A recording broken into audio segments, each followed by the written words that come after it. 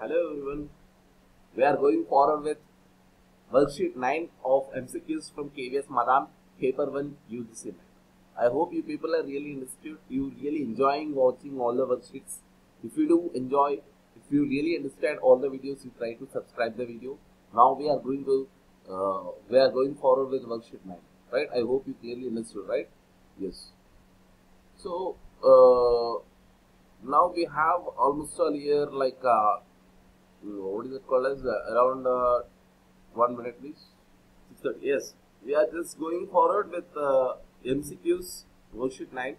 So just looking forward for the first question here, we have understanding theories and principles of children's learning is of the fundamental importance of what is the need of understanding theories and principles of children learning. Children's learning is of really required. Why to understand it? Yes.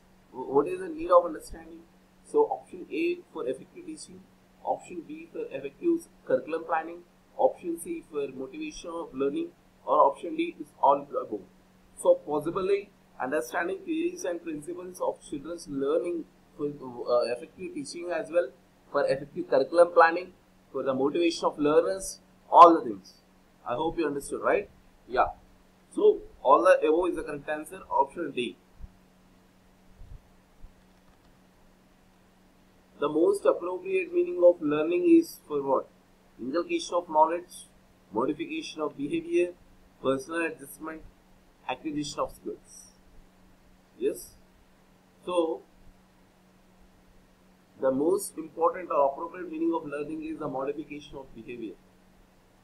If there is no change in the behavior when compared to before learning and after learning, so there is no scope of there is no meaning of learning.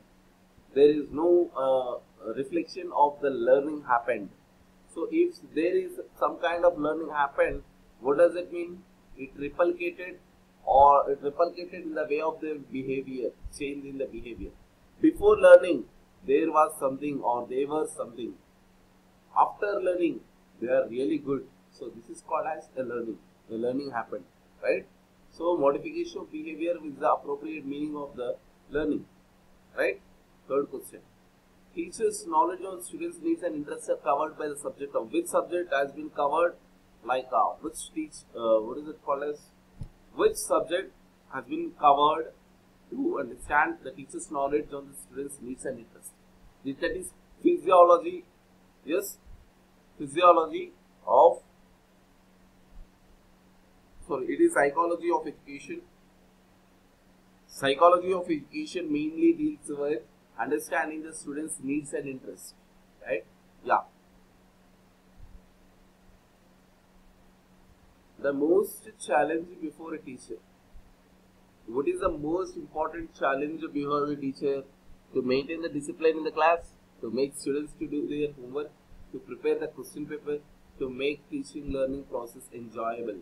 So what is the really big challengeable task is like the most important challenge before a teacher is to make teaching learning process enjoyable. Okay, to maintain the discipline in the class, okay, to make the students do their homework, okay, to prepare question paper, it's okay. But to make teaching and learning process enjoyable, if the teaching and learning process has become enjoyable, then automatically there will be the discipline in the class, the students will do their homework by own, the preparing the question paper happens, it's not a big deal. To make the teaching learning process enjoyable, it is the most important challenge in front of teacher. So, the most important challenge before the teacher is to make the teaching learning process enjoyable. So, option D is the correct answer. The psychological aspects of the classroom are best managed by class teacher, subject teacher, the principal, the students themselves. So generally, I don't find that students themselves will have a psychological aspects. No. So possibly the principal even he may take a lot of time. Actually, the frequency of arrival of principal will be more. The subject teacher, of course, subject teacher mainly focuses on what is that called as subject itself. But when coming to the class teacher will be apart from the academics, he or she will be concentrating on the personal attributes of a student. So, in order to deal with the personal attributes or in order to deal with the personal factors, the teacher should have or the teacher should carry the psychological aspects, right? Yes. Next, sixth question. Students can be classified into four types on the basis of their learning. Which one of the following seeks meaningful and reasoning to the learning? Yes. Students can be classified into four types on the basis of their learning. Which one of the following seeks meaningful and reasoning to the learning? Analytical leader, innovative leader, common sense learner, and dynamic learner. It is an analytical learner. Analytical learner is the learner who takes the information, who gathers the information, and he will analyze it. Analyze is nothing but accepting and thinks what is not, what is good, what is not good, what is fit, whatever it might be.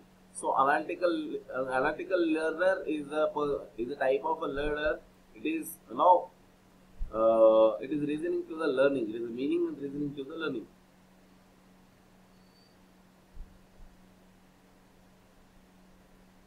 Instructions that make into account various types of learners and learning styles, and it is adapted accordingly is said to be.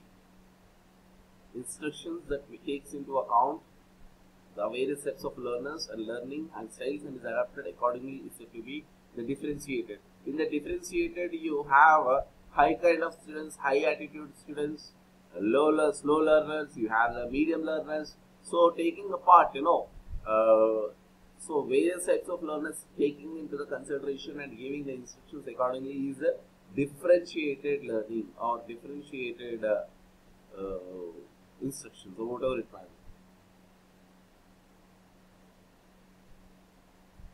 A heavy emphasis on measurable outcomes leads to rote learning, memorization, both A and B, none of the B. Yes, high emphasis on measurable outcomes. So generally we will be measuring our outcomes, right? So measuring the outcomes will be like on what basis do we memorize actually? So it will be on the rote learning as well as memorization. So option C, both A and B.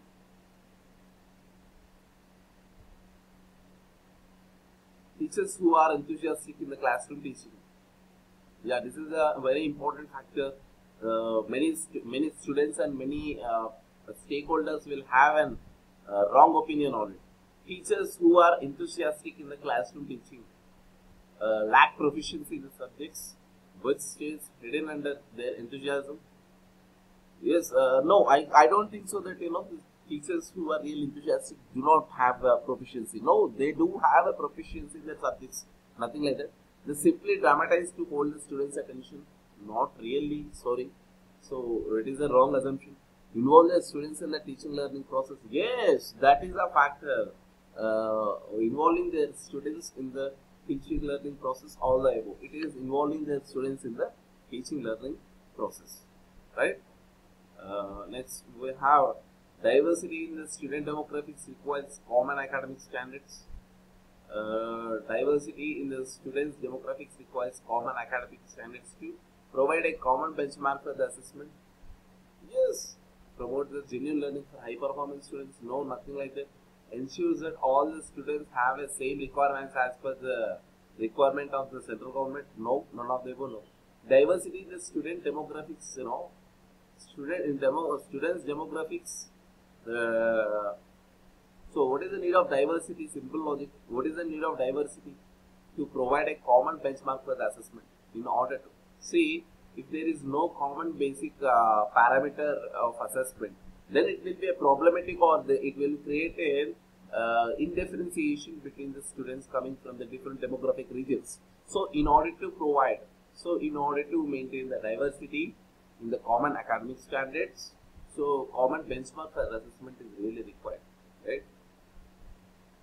So intuitive thinking is a part of process of discovery, getting the things known. Yes, has been encouraged, but traditional teaching it is a cognitive, not a cognitive process, none of this. So intuitive thinking is a cognitive process and it is a part of process of discovery.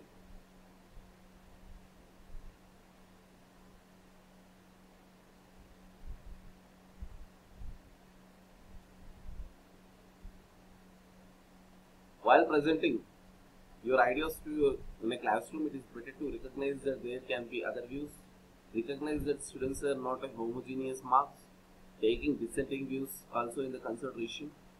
So we have a 3 factors. So how many factors are right? By presenting your ideas in a classroom, it is better to recognize that there can be views, recognize that students are not homogeneous marks, there is dissenting views also in the consideration 1, 2, and 3.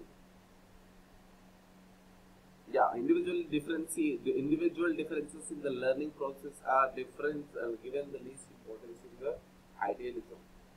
So it basically the ideas will be differ from one to another. So it is an individual difference is the least least important factor given in the idealism, right? Yeah.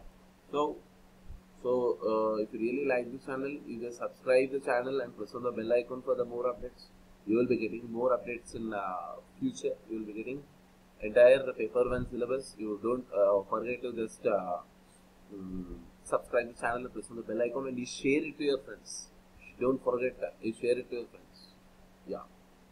So we are going forward with 14th question. Arrange the following experimental learning activities adopted by a teacher in a cyclic order: accommodation, converging, assimilation, diverging. So first one is assimilation, then accommodation, then converging, and diverging. So this is an order generally followed. We usually say that no two students are alike. They may differ from each other in terms of what? Upbringing, the social status, aptitude, attitude, all the above. Generally, one student may not be same as another student in respect of their attitudes as well, aptitude, their intelligence as well, upbringing and then social status. Yes, they may differ from the social status. One may be from upper class and one may be from the lower class, or one may not be that kind of intellectual as the other person. The attitude of a person A may be different from attitude of person B, whatever it might be. So all the above, right? We usually say that no two students they differ in the terms of all the factors, right? Yeah. Reinforcement is provided by any factor that increases the probability that a response will be repeated. Which of the following can be a factor or factors of the reinforcement? Reinforcement is provided by any factor that increases the probability that a response will be repeated. Which of the following? In order to increase the response from the students, what kind of reinforcement factors can be implemented? So, option A, praise; option B, token reward; option C, simply succeeded in the task; and D, all the above. Yes, all the above. Now, all the factors can be used as a reinforcement techniques in order to increase the response from the students, or in order to get repeat in the responses. Option A, praise; option B, token reward; option C, simply succeeding in the task; option D, all the above. It's all the above, right?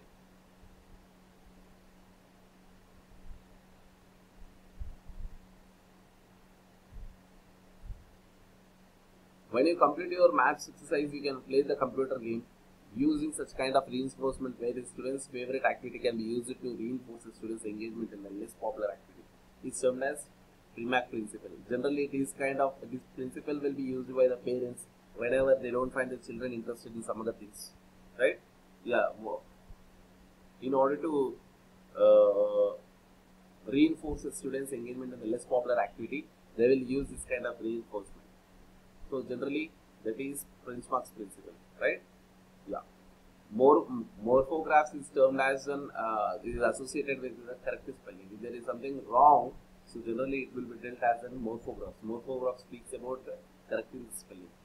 Which of the following descriptions apply in the context of constructive cognitive theory of learning? So learners are active participants in the learning process, seeking to interpret using multiple sources of information. All the above. All the above. So all the above will be the cognitive theory of learning. Organized bodies of knowledge that we build up about particular objects, situations, or phenomena are termed as schemas or mental schemata. Schema or mental schemata, it deals with particular objects, situations, or phenomena, getting knowledge about it, right? I hope you clearly understood. So if you subscribe the channel, press on the bell